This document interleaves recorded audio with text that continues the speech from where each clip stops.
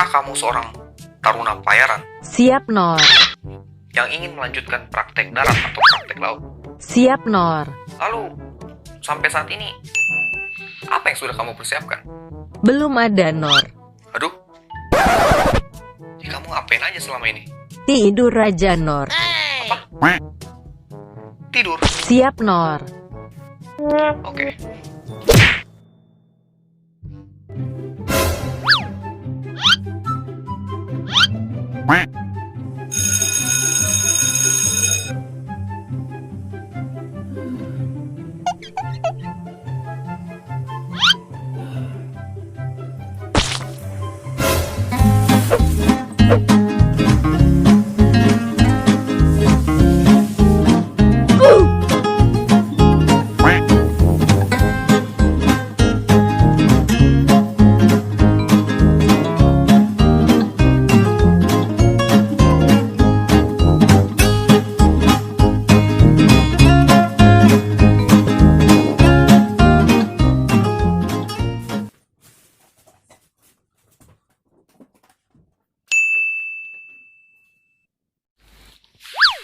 Oish. Oke. Hai, assalamualaikum warahmatullahi wabarakatuh. Hello people, selamat datang kembali di channelku HAH Broadcast.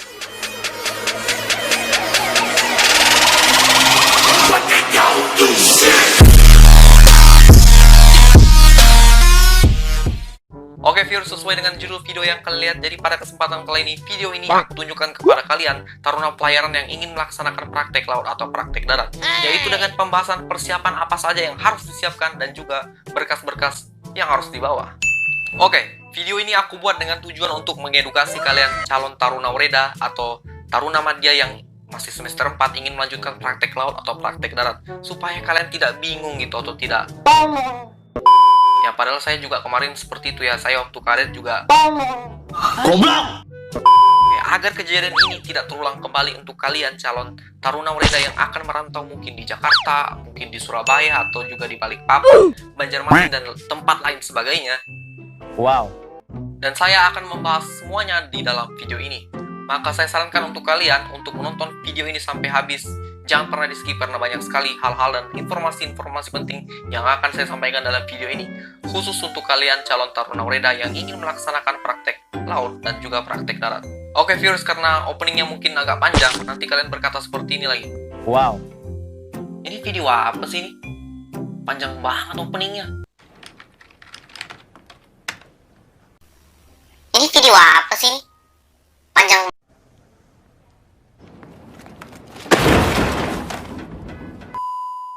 Oke viewers, kita akan langsung masuk ke dalam materi pembahasannya. So, check this out. Apa sih itu kadet? Oke, kadet adalah sebutan untuk taruna atau taruni pelayaran yang akan praktek di suatu perusahaan pelayaran dan akan ditempatkan di suatu kapal milik perusahaan pelayaran tersebut. Oh gitu. Oke, aku akan memberitahukan kepada kalian tentang pengalamanku saat aku menjadi kadet. Jadi saat nanti kalian naik di atas kapal, kadet adalah sebutan untuk jabatan paling rendah di atas kapal. Jadi di atas kapal itu ada beberapa jabatan, mulai dari yang tertinggi ada kapten, KKM, mualim 1, mualim 2, masinis 1, masinis 2, dan kadet itu adalah jabatan yang paling rendah. Jadi jangan kaget saat kalian nanti naik di atas kapal, kalian itu diperlakukan ya seperti babu gitu. Aku jujur, mungkin kalian disuruh ini, disuruh itu, ambil ini, ambil itu, buat ini, buat itu, dan juga sering dihukum sama orang-orang kapal. Tapi maklumen, memang aku juga pernah diperlakukan seperti itu, dan itu adalah hal yang wajar yang terjadi di atas kapal. Memang kadet harus melalui itu semua. Jadi nanti kalau kalian nanti di atas kapal, ya kalian kan belum tahu apa-apa gitu, kalian tidak tahu cara kerja ini, kalian tidak tahu cara kerja itu. Namun itulah ujian yang harus kalian lewati gitu. Dan kuncinya adalah jangan pernah ngeluh, hadapi saja. Dan juga dari situlah fisik dan mental kalian akan diuji. Dan saya dan juga para senior-senior kalian yang sudah melaksanakan praktek laut itu merasakan hal yang sama seperti itu gitu. Jadi nanti saat kalian naik kapal, jangan malu-maluin alma mater lah. Karena kalian nanti di atas kapal itu kalian bawa nama alma mater kalian. Bawa nama alma mater kalian, entah dari PIP atau STIP atau IP atau sekolah-sekolah yang lain gitu. Ya semuanya ambil positifnya aja. Karena itu cuma sebentar aja kok. Dan saya rasa waktu saya praktek kemarin, itu kayaknya cepat aja gitu berlalu gitu. Padahal saya melaksanakan praktek di atas kapal itu kurang lebih dengan kontrak 11 bulan 7 hari saya melaksanakannya itu, dan itu kayaknya cepat aja berlalu gitu. Udah berlalu, dan kuncinya itu ya nikmati aja gitu. Kalian kan sudah dikenal sebagai taruna. Taruna kan di kampus tuh kan di basis. Kalian kan sudah tahu dikasih gini, kalian pernah dirasakan dikasih begini, dibuat begini ya. Kalian hadapi aja gitu, karena itulah proses yang harus kalian lewati gitu. Dan juga jika kalian selesai melaksanakan praktek kerja kalian di atas kapal, dan kalian ingin melanjutkan ke pendidikan berikutnya, dan kalian setelah lulus, kalian naik lagi di atas kapal, insya Allah kalian bisa jadi perwira, kalian bisa jadi pemimpin di atas kapal. Karena apa? Kalian sudah pernah melewati masa-masa sulit saat kadet.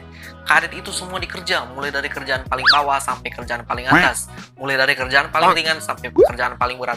Semua pernah dilalui kadet, dan itulah yang menjadi bekal untuk kalian bisa jadi perwira dan menjadi seorang pemimpin di atas kapal.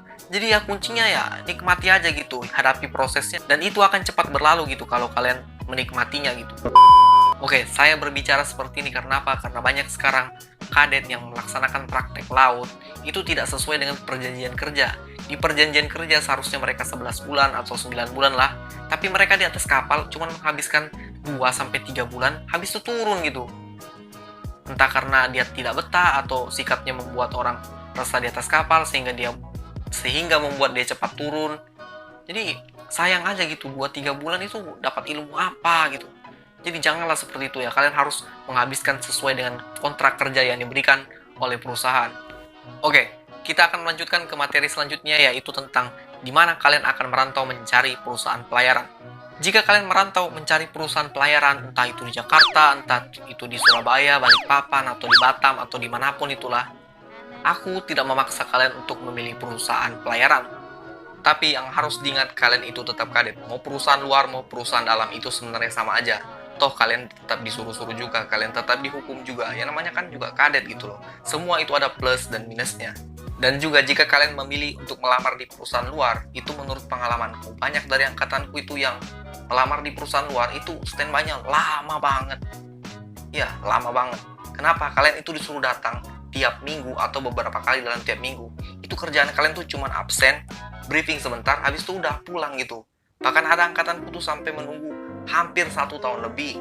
Tapi untungnya dia sudah naik. Dan itu beda lagi kalau kadet tersebut punya orang dalam di perusahaan yang membuat dia cepat masuk, ya itu beda lagi, ya itu tidak akan aku ceritakan di sini.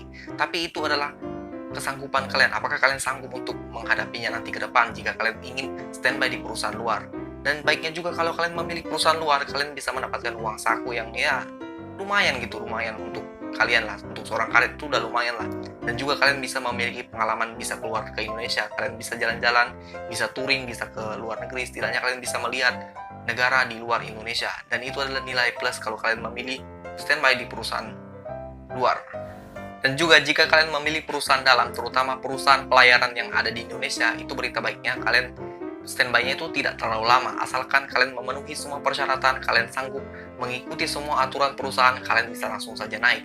Namun itu ada persyaratan juga yang harus kalian lengkapi. Dan juga menurutku kalau di perusahaan dalam, kalian bisa mendapatkan uang saku yang kalau menurutku sendiri itu lebih dari cukup untuk kalian gitu, untuk seorang kadet. Dan ya setidaknya kalian bisa pakai gitu, untuk bisa kalian pakai nanti di darat. Itu kalau menurutku ya sudah lebih lah dari cukup. Dan ada juga kadet yang bisa merangkap jadi peluntir, bisa juga menjadi klasi atau menjadi wiper kalau dia bagian mesin. Dan itu kalau menurutku ya sah-sah saja gitu, asalkan mereka semua memenuhi persyaratan, dan ya kenapa tidak gitu. Jadi maksudnya di sini adalah duit yang kalian dapatkan dari kadet, meskipun seberapa besar itu jumlahnya atau seberapa banyak juga jumlahnya, itu pasti akan habis dan itu pasti tidak akan tahan lama. Tapi kalau dengan ilmu yang kalian dapatkan dari kadet, itulah yang bisa kalian bawa seterusnya untuk menjadi seorang perwira, dan itulah yang akan menghasilkan uang kembali untuk kalian. Jadi ini semua tergantung pilihan kalian. Kalian mau cari ilmunya atau cari uangnya doang, atau kalian cari dua-duanya. Ini semua tergantung pilihan dari kalian sendiri. Oke, yang selanjutnya materi ketiga adalah mohon jika kalian sampai di kapal nanti, pergunakanlah waktu kalian hanya untuk belajar dan melakukan hal-hal positif. Karena apa? Kadet di atas kapal itu tidak lain dan tidak bukan tugasnya hanya untuk belajar praktek, ya udah itu saja gitu. Jadi, kalau kalian nih misalnya jurusan nautika atau dek, ya kalian pelajari alat-alat keselamatan, pelajari juga alat-alat navigasi, semua pengoperasiannya bagaimana, peta, dan juga belajar sedikit-sedikit tentang muatan. Kalau kalian kadet mesin, kalian bisa pelajari main engine, auxiliary engine, dan pelajari pompa-pompa yang ada di atas kapal. Jadi jangan gunakan waktu kalian itu hanya untuk santai-santai. Kalian bisa menggunakan waktu kalian untuk belajar dan belajar. Dan jangan lupa kalau kalian sampai di atas kapal, kalian mohon selesaikan TRB dan kertas kerja perala kamu di kapal. Jadi selesaikan memang di kapal, jadi nanti di darat sudah enak gitu, tidak ada lagi kerjaan. Dan jika kalian membutuhkan isi dari TRB atau KKP khususnya untuk jurusan dek, kalian bisa komen di bawah ya, nanti saya akan kasih file ke kalian gratis. Oke viewers, kita akan masuk ke materi selanjutnya, yaitu menyiapkan berkas-berkas atau dokumen-dokumen untuk persiapan praktek laut. Oke, kurang lebih seperti inilah ya. Ini masih ada lagi ya. Oke, aku akan menjelaskannya satu persatu. Yang pertama, sertifikat. Sertifikat biasanya kalau untuk kadet itu biasanya yang bawa cuman BST ya. BST, Basic Safety Training. Biasanya itu aja sih. Sama kalau kalian naik di tanker biasanya akan diminta BOCT atau BLGT kalau di tanker ya. Dan juga yang kedua adalah ini, surat medical check up. Seperti ini. Oke, medical check up. Biasanya medical check up kalau di perusahaan itu beda-beda. Biasanya ada juga kalian sampai di perusahaan kalian tuh bisa biasanya medical check up ulang. Itu biasanya dibiayai oleh perusahaan tersebut. Oke, kita lanjut lagi. Oke, berkas yang ketiga adalah jangan lupa, ini dia buku pelaut. Di buku pelaut kalian nanti harus bawa ya.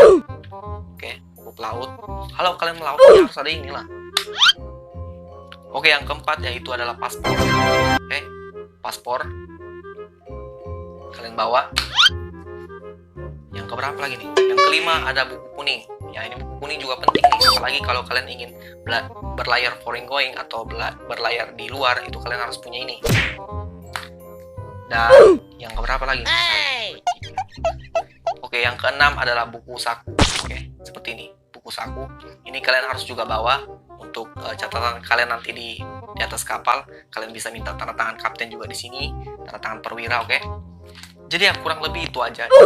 Dan jangan lupa juga untuk kalian usahakan fotokopi banyak-banyak, dan jangan lupa untuk minta legalisir ya, legalisir dari kampus. Siapa tahu perusahaan kalian minta, siapa tahu ya kan. Tapi setidaknya siapkan aja semuanya.